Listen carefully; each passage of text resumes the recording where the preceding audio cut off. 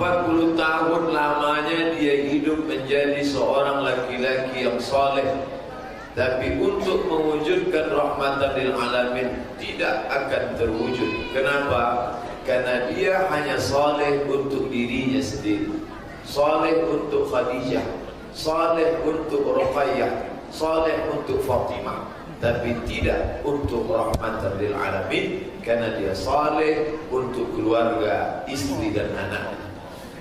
Turun wahyu kepadanya 13 tahun lamanya. Dapatkah dia wujudkan rahmatan lil alamin? Tidak, karena dia tertekan, ditekan oleh orang-orang yang tidak senang kepada wahyu yang dia terima. Maka rahmatan lil alamin tidak terwujud di atas muka bumi Allah Subhanahu wa ta'ala. Kapan rahmatan lil alamin itu baru dapat diwujudkan? Bukan dengan kenabian, bukan dengan Al-Quran di tangan, tapi setelah tegaknya khilafatul nubuwwah. Oleh sebab itu tidak akan ada yang dapat mewujudkan rahmatan lil alamin selain daripada khilafatul nubuwwah, khilafah ala minhajin nubuwwah. Takbir!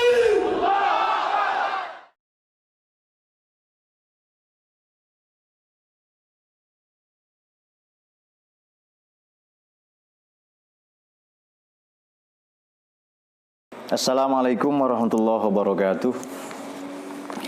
Bismillahirrahmanirrahim.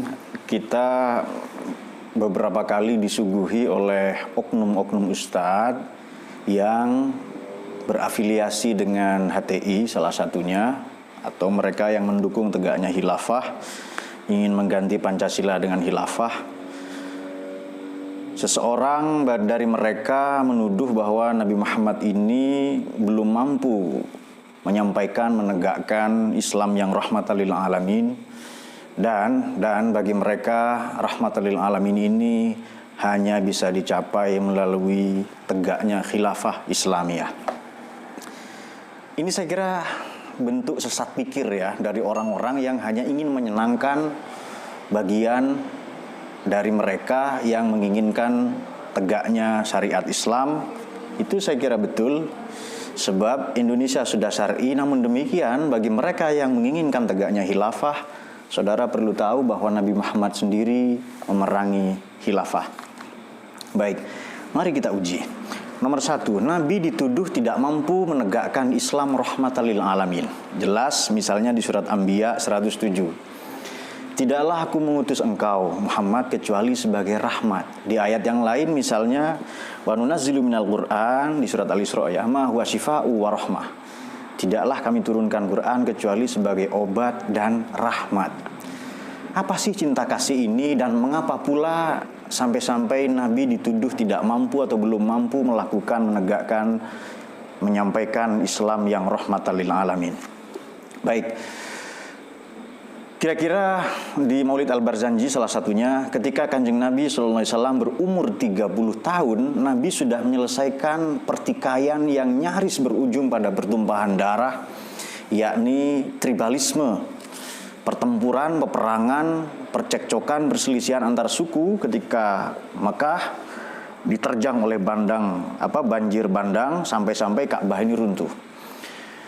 Maka berselisihlah di antara mereka siapakah yang paling berhak meletakkan batu sorgawi atau yang kita kenal sebagai Hajar Aswad. Tetapi kemudian dengan kecerdasannya, dengan fatonah, dengan kecerdasan profetik, Nabi mampu mendamaikan pertikaian. Padahal wahyu belum turun, Nabi Muhammad belum diangkat menjadi rasul. Nah, saudara perlu tahu bahwa dengan belum diutusnya Nabi sebagai rasul, Nabi sudah mampu mendamaikan bangsanya, umatnya, rakyatnya waktu itu. Padahal beliau belum diangkat menjadi rasul. Caranya bagaimana? Nabi menggelar selembar kain ya, waktu itu dari sorban, diletakkan batu hitam atau Hajar Aswad itu, dan diangkatlah beramai-ramai. Kemudian Nabi dengan tangannya yang mulia mengangkat itu. Baik, perlu diketahui bahwa Islam hanya tegak, atau rahmatan lil alamin hanya bisa tegak dengan tegaknya khilafah. Ini sesat pikir. saudara perlu tahu bahwa daulah, imperium ini murni motif produk-produk, upaya-upaya untuk menyesatkan bahwa mereka sebenarnya mamlakah, tetapi mengklaim diri mereka sebagai khilafah ala manhajin nubuwah. Khilafah ini cuma 30 tahun.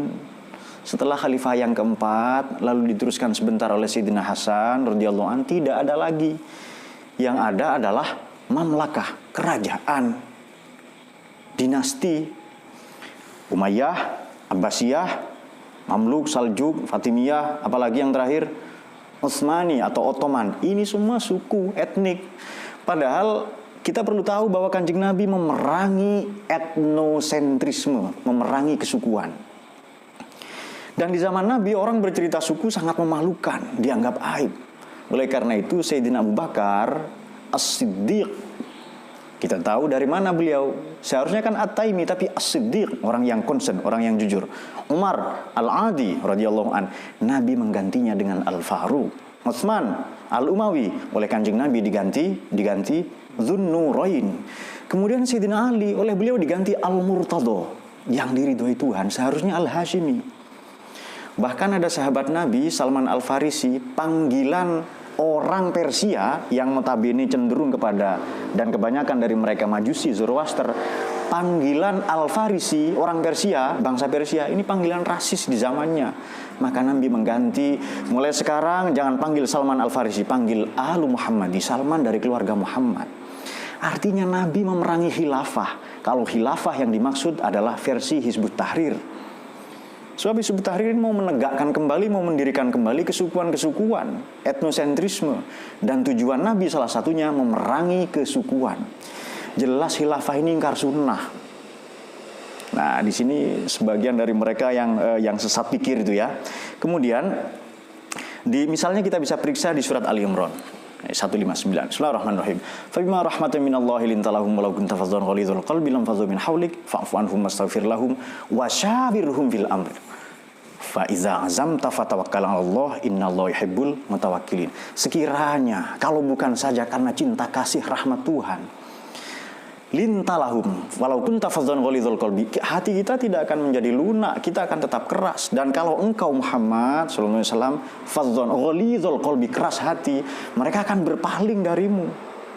Maka maafkan mereka, mohonkan ampunan bagi mereka. Wasyawirhum fil amri, ayo bermusyawarahlah.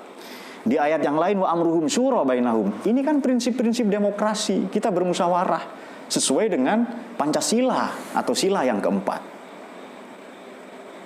Jadi apa problemnya kemudian? Mereka yang gembar-gembor, teriak-teriak di jalanan, di mana-mana, di sosmed, ingin menegakkan khilafah, rahmatan lil alamin, hanya tegak dengan khilafah. Hello. Saya kira tidak ada alasan bagi kita ya. Dan saudara perlu tahu, mereka yang sudah menolak Pancasila, mereka yang menolak UUD 45, mereka yang menolak demokrasi di Indonesia, bugot. Sudah jelas bugot ya di Quran ya. Mereka musuh agama, musuh negara, wajib kita perangi. Silakan, misalnya Anda bisa periksa di surat Al-Hujurat ayat 9. Bugot mau mendirikan negara dalam negara, kita negara demokrasi, Pancasila, UUD 45, negara kesatuan Republik Indonesia, tapi masih ingin menegakkan khilafah Islamiyah dengan embel-embel sunnah Nabi, perjuangan Nabi. Padahal Nabi memerangi kesukuan atau misi khilafah dalam Hizbut Tahrir itu. Jelas mereka adalah bugot, musuh agama, musuh negara. Dan harus kita perangi. Semoga bermanfaat. Sekian, Assalamualaikum warahmatullahi wabarakatuh.